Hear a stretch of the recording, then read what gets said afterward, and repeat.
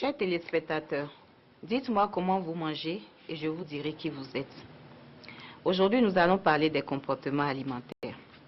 Il est inévitable qu'en éduquant leurs enfants, les parents qui veulent transmettre le meilleur d'eux-mêmes projettent également sur eux leurs angoisses, reflets de celles de leurs propres parents. Comme tout le monde, vous avez vécu en famille des expériences marquantes, parfois traumatisantes autour de la nourriture. On sait bien que tout est permis pour faire manger un enfant. La culpabilité. Pense à tous ces pauvres enfants qui n'ont rien à manger. La logique. Tu dois manger pour vivre. Si tu ne manges pas, tu ne pourras pas grandir. La projection d'un idéal. Mange si tu veux devenir fort comme papa. La séduction. Si tu manges bien, tu feras plaisir à maman. Et quelquefois, certains enfants nous amènent à utiliser la menace. Tu as intérêt à manger, sinon je vais te le resservir demain. Ces phrases, apparemment anodines, associées à l'aliment qui est le premier vecteur entre l'enfant et sa mère, sont en fait profondément marquantes. La façon dont on distribue la nourriture, c'est aussi la façon dont on donne l'amour, et l'enfant ne s'y trompe pas. C'est ainsi que bon nombre de comportements se modèlent sur ces premiers échanges, notamment ceux avec la mère, et ils engendrent la plupart des forces et faiblesses de l'adulte que cet enfant devient. Au départ, l'enfant se nourrit à la demande. Puis, quand on passe à l'alimentation solide, on décrète qu'il mangera 3 fois par jour, même s'il n'a pas faim à ce moment-là. Arrête de jouer, il faut passer à table. La programmation s'installe. Je mange puisque c'est l'heure de manger, c'est l'heure du repas. Elle va perdurer toute la vie. Je suis au restaurant, donc je prends le menu. Si je me contente d'une entrée, qu'est-ce que la serveuse va penser? Qu'est-ce que mes amis vont penser?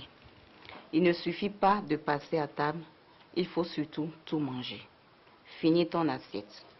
On n'a pas le droit de gâcher la nourriture. Mange tout, c'est bon pour toi. Le réflexe va donc s'installer. Il s'exprimera chez l'adulte qui ouvre son frigo, voit un vieux reste d'un plat cuisiné il y a longtemps, s'en contente pour ne pas gâcher de la nourriture, alors que ce n'est pas du tout ce dont il a envie. C'est ainsi que la diététique a permis d'identifier un certain nombre de comportements alimentaires qui sont liés à la dimension culturelle et qui répondent à des modèles ou à des pratiques sociales. Il y a par exemple ceux qui mangent par habitude. Ils font leurs 3 repas par jour sans se demander s'ils ont vraiment faim et finissent les restes pour ne pas gâcher la nourriture. Ils ont été éduqués par des parents autoritaires et ils sont programmés par des valeurs très fortes, ce qui se fait et ce qui ne se fait pas. Ils oublient en tout cas d'écouter leur corps, de faire confiance à leur organisme pour signaler la faim, comme ils lui font confiance pour respirer et pour transpirer. En fait, ils ne se rendent même plus compte s'ils ont faim ou non. C'est une question qu'ils ne se posent même plus. Il y a ceux qui mangent par gourmandise. Ils se laissent influencer par leur sens. Ils n'ont pas spécialement faim, mais ils se laissent tenter par une bonne odeur de cuisine ou de café, par la vue d'un bon gâteau, d'une bonne galette chaude, d'une photo de pizza sur un menu, ou des frites, une photo de frites poisson braisé ou foutou sauce graine. Ils se laissent influencer par le bruit, par exemple des chips qui croustillent, de soda qui pétillent, ou encore par un goût qui leur rappelle un bon souvenir. En fait, ces personnes n'écoutent pas leur faim, mais leur désir. Elles ne savent pas résister aux stimulations de leur sens. Il y a ceux qui mangent par émotion. Ce sont des personnes qui ont trop d'attentes envers la vie, dont la plupart ne sont pas comblées. Elles sont frustrées et en conçoivent de la colère et de l'agressivité qu'elles cherchent à compenser en buvant et en mangeant.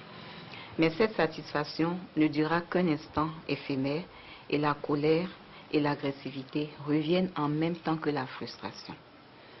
Nous avons ceux qui ont toujours faim. Ceux-là souffrent généralement d'un manque d'amour qui les poursuit depuis l'enfance.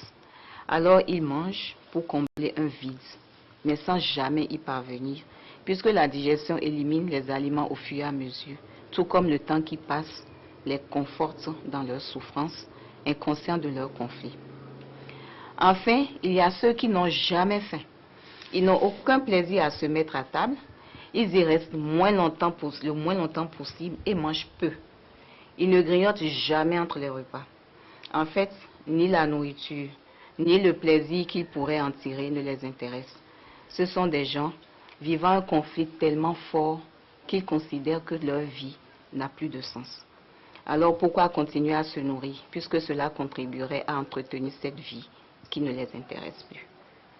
Selon donc le comportement alimentaire dans lequel nous nous retrouvons, il peut nous conduire soit à des maladies liées à des carences, cas de ceux qui n'ont jamais faim par exemple, soit en cas d'absence d'activité physique à l'obésité, soit à d'autres problèmes de santé liés à l'alimentation, tels que l'hypertension artérielle, le diabète, les maladies cardiovasculaires, la goutte, etc.